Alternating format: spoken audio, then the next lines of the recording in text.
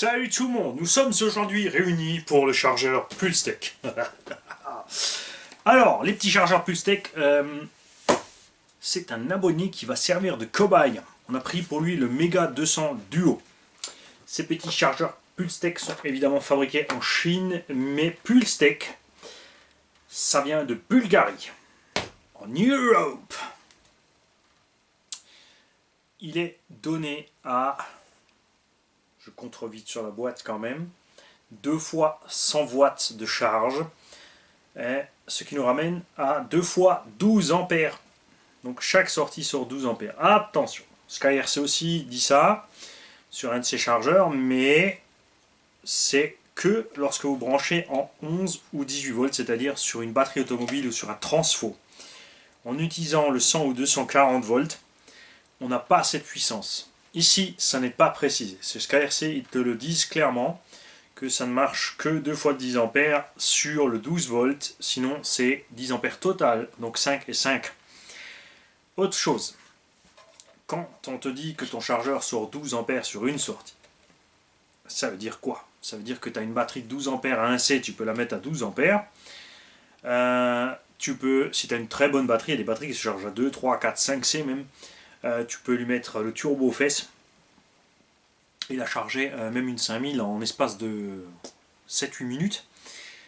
Mais, si tu as une 6S 12000 et que tu mets un C, il ne sortira pas 12 ampères parce que 100 watts ne permettent pas en 220 volts de sortir autant d'ampères. Plus tu as de cellules branchées, plus il va avoir du mal à charger la totale en puissance. Après, principalement, moi, ça ne m'intéresse pas plus que ça, puisque je charge toujours mes LiPo à 1 ampère, pépère, tranquille. Ça intéressera plus les compétiteurs qui veulent charger vite ou fort ou autre. Mais c'est tout. Ensuite, ce n'est écrit ni sur le descriptif de là où j'ai acheté le chargeur, ni sur le site, ni sur la boîte. Ça, c'est dommage. Les chargeurs arrivent à poil. Il y a uniquement le cordon 220 avec. Et c'est tout. Il n'y a ni la prise, c'est ici une petite XT60 avec les pinces croco pour aller sur le véhicule, ni les plaquettes d'équilibrage, ni les cordons de charge qui eux aussi partent en XT60. Perso, je préfère les bananas. Parce que les bananas, tu peux les acheter, tu les trouves facilement en part, bon, les XT90 aussi, tu trouves aussi en banana des cordons à poil, donc où tu peux charger, enfin brancher, souder la prise que tu veux au bout. La plupart des chargeurs sont fournis avec du DIN, du XT60, des crocos. Si tout va bien, tu as encore du EC3 ou autre. Mais on a rarement, de toute façon, des EC5 ou des XT90 ou des XT150, enfin bref, des vraies prises au bout. L'autre chose aussi, souvent quand tu reçois des câbles avec les chargeurs, tu reçois les chargeurs qui ici sortent 12 ampères et tu reçois des câbles ridicules. Tu reçois des petits câbles pour allumer une diode, mais en aucun cas des câbles qui chauffent quand tu balances 12, 16 ou 20 ampères à travers. Dans ce cas-là, de toute façon, c'est mieux de les faire soi-même. Ce qui est dommage, c'est que c'est écrit nulle part. Et après, justement, il faut acheter des cordons qui ont du XT90 au bout, du XT60. Et de l'autre côté, la bonne prise pour toi. Donc ceux qui ne peuvent pas souder ont un problème, puisqu'il est rare de trouver une prise qui part en XT60 qui finit en EC5 ou XT90. Ça, c'est un peu dommage. Ou alors, il faut, au bout encore, quand tu as ta DIN ou un autre XT60, partir avec un adaptateur pour passer sur ta prise batterie. Ça, c'est dommage. Si tu as une vraie boutique, c'est-à-dire qui te fait des soudures, si tu remarques ça au moment de commander qu'il n'y a pas le câble, évidemment, tu fais le petit mail qui va avec, tu lui dis attends, il me faut aussi des câbles de charge qui terminent par cette prise, la boutique, comme par exemple Vartel, va te les souder, et tu recevras tout ce qu'il te faut. Et après, tu as les boutiques spécialisées qui ne sont que des vendeurs, qui ne soudent rien du tout et qui vont te laisser te débrouiller pour trouver des câbles, et peut-être que même eux-mêmes vont avoir un souci à te fournir les câbles parce qu'ils ne seront pas aperçus, ils n'ont pas ouvert la boîte avant de mettre ça en ligne et qui t'ont vendu un truc sans savoir ce qu'ils te vendent. Alors à la limite ils vont te trouver ce câble là et ensuite ils vont te dire soit d'adapter ou ils vont t'envoyer le truc à souder toi-même, et là ça chiffre vite. Le chargeur Pulstec, 109 €. Le SkyRC était aussi à 105. SkyRC livré avec des prises. Bon, toujours pas de C5, mais au moins tu as les cordons de charge, tu as juste à rajouter le C5. Ou tu achètes des prises complètes EC5 cordon banana pour mettre dessus. Avantage de ça, tu peux pas te tromper de sens. D'un autre côté, tu te trompes de sens, lui, il t'avertit.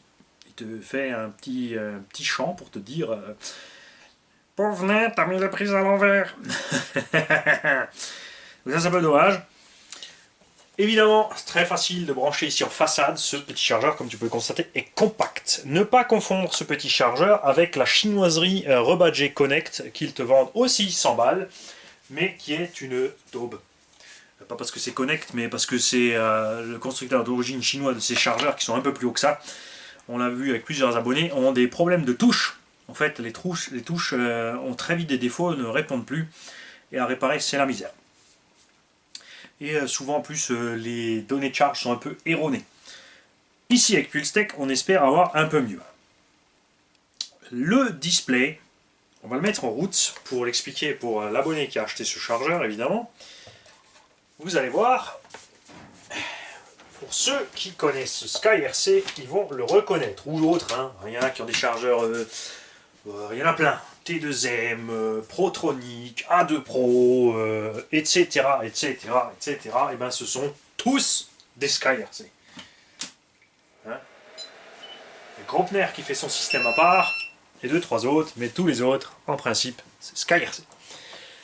Je vais t'approcher la caméra, que tu vois ce qui se passe là en bas. Voilà. Tu as deux channels, tu as deux sorties, donc tu branches ton câble. Comme dit, tu peux pas te tromper. Moi, je fournis avec un plus pour mon abonné les petits câbles parce que c'est plus confortable. Quand tu as ça, tu es toujours obligé de faire attention de bien mettre le moins au moins et de brancher ensuite ta lipo, de ne pas plier une petite pin ici, une petite prise ou autre. Et là, tu réfléchis pas, tu mets 2, 3, 4, 5 ou 6 16 dedans. Avec ce bouton, tu changes sortie A ou B. Avec ce bouton, tu vas dans la programmation. Là, c'est sur l'hypo. Tu peux ensuite naviguer avec plus et moins. Tu vois, les touches ont une double fonction en fait. Hein. Donc là, ça devient decrease ou increase. Et tu changes l'hypo, lithium fer, lithium ion, lithium high voltage, NiMH, nickel cadmium, plomb. Là, tu peux checker les batteries. Là, tu contrôles la résistance, c'est de ce dont je vous parlais dans une autre vidéo. Et là, tu rentres dans le setting du système, très important à faire au départ. Tu appuies Start ou Enter, tu rentres dans le système, tu as un timer qui est par défaut réglé à 120 minutes et enclenché. Donc si tu charges à 1 ampère, tu as une batterie de 5, il faudra 5 heures. Au bout de 2 heures, lui va s'arrêter, ta batterie ne sera pas pleine, donc à toi soit de désactiver, soit de le programmer à la bonne temporisation. C'est très ennuyeux quand tu as plusieurs batteries en fait. Ceux qui n'écoutent pas seront obligés de recommencer à regarder la vidéo. Voilà, c'est ça. Pour entrer dans le mode de programmation, tu rappuies Start, ça clignote, tu peux ensuite avec la touche plus ou moins changer. Et ça vaut pour tout le système de programmation. Là, tu changes le temps. Tu es obligé de rappuyer pour que plus rien ne clignote pour changer de fonction. Ensuite, tu as la capacité, là aussi, par défaut à 5000, si tu as une batterie 5004, elle ne sera pas chargée à fond. Méfie-toi. Cut-off température, ça c'est si utilise la petite sonde qui est en option, surtout utile pour les NiMH, moins pour les lipos. Mais ça peut servir quand même de sécurité, si tu as une lipo et tu n'es pas sûr, tu mets ça dessus ou autour de la lipo. Le problème c'est que la sonde généralement a juste un embout, donc tu peux pas savoir si c'est une cellule d'un côté ou de l'autre qui va chauffer plus vite ou te poser un problème. Pas toujours avantageux. Là, l'unité. Ici en Celsius pour la température, tu peux passer en Fahrenheit si tu es de l'autre côté de l'océan. Ça, c'est le temps de pause entre décharge et charge. Inutile en lipo, c'est uniquement pour NiMH, nickel cadmium et plomb. La sensibilité du delta peak pour le nickel cadmium et le NiMH. Et ici, si tu veux que ça bip ou pas quand tu touches sur tes petits boutons. Et si tu veux que ça bip ou pas à la fin quand il a fini. Là, tu peux mettre aussi une petite alerte de voltage minimum d'entrée, c'est-à-dire si tu es sur la batterie de ta voiture, tu règles ici à 11 volts, ce qui fait qu'arrivé à 11 volts, lui il va biper, il va te dire ta batterie automobile est trop faible, ce qui t'évitera de pousser, si tu peux encore. Et là, c'est pour remettre tout à zéro, tout simplement. Quoi que tu fasses, si tu rappuies stop, tu reviens au menu de départ. Et une fois en général, si que tu as réglé tes lipos, voilà, tu appuies Enter. Si tu charges que des lipos, c'est pas compliqué. Tu appuies Start, tu choisis la puissance de charge. Tu appuies Start, tu choisis le voltage. Si tu te trompes ici, de toute façon, le chargeur te dit tu t'es trompé. Pour mettre en route, tu restes dessus. Il va biper s'il y a une erreur de branchement. Il bip atrocement pour te dire que tu es une banane. Connection break. Ça peut venir d'un port mal branché ici, d'un mauvais contact, ou la même chose ici, ou d'une batterie évidemment défaillante. Voilà. L'avantage qu'a le SkyRC sur celui-ci, c'est le coût du QR code. Tu peux imprimer un QR code à coller sur la batterie.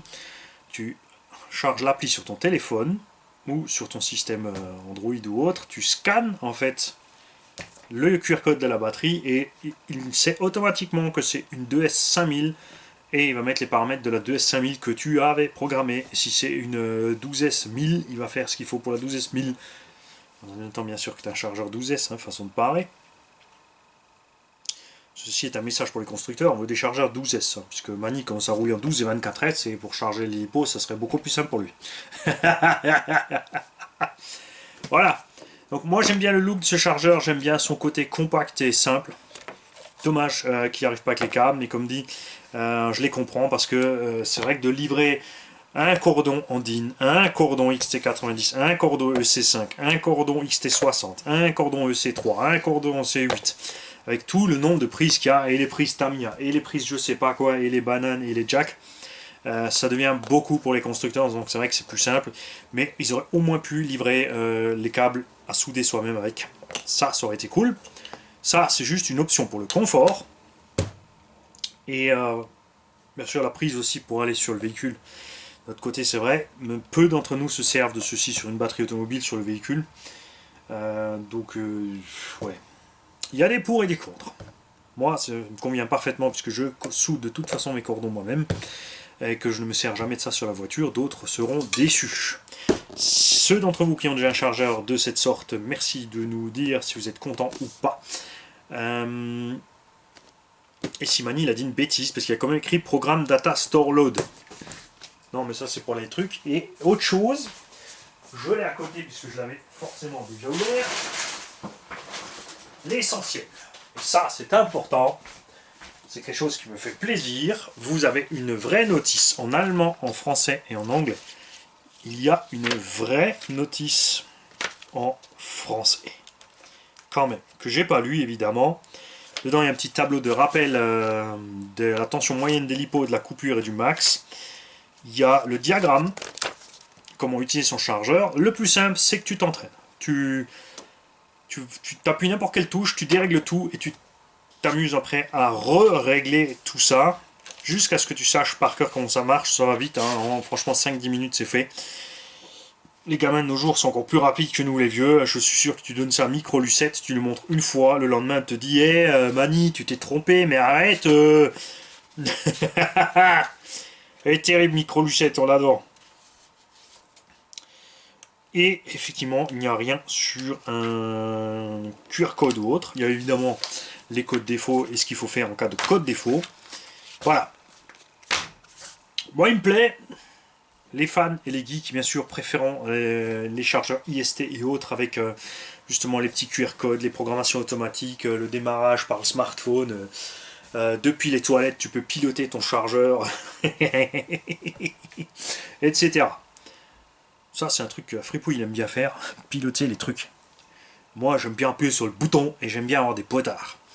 C'est pour ça que j'aimais bien les vieux chargeurs dynamite. Tu avais juste un potard, tu mettais le nombre, les ampères que tu voulais, les S que tu voulais, tu appuyais start et c'était parti. Ça me va très bien pour moi. Mais bon, il faut vivre avec son temps. On progresse, on avance. Ça va peut-être temps de s'y mettre. Salut à tous. Et très cher abonné, j'espère que je t'ai expliqué comme il faut ton truc, que tu as pu voir comment ça marche et que ça va t'aider, même si la notice est en français. Comme ça, tu as la jonction des deux. C'est quelque chose que je vais essayer de faire plus souvent, d'acheter ou de procurer du matériel différent, de type de charge ou autre. Pour les chargeurs, bon les batteries, on fera un truc générique, différents véhicules, et de faire des petits tutos de mise en route et comment ils fonctionnent, parce que c'est vrai qu'il n'y a pas partout, dans n'importe quel chargeur, les notices françaises. Ça évitera aussi les boulettes, et comme toujours ça va aider tout le monde, parce qu'il y a des gens qui connaissent le chargeur mieux que moi, qui vont pouvoir commenter sous la vidéo et me dire ouais, alors il y a une petite astuce, tu peux faire ci, tu peux faire ça. Et ils avaient vu, t'as vu, et la classe, je parle avec les mains, un vrai commentateur. Et attention, t'as plus de chargeur. Salut les mecs, bonne journée.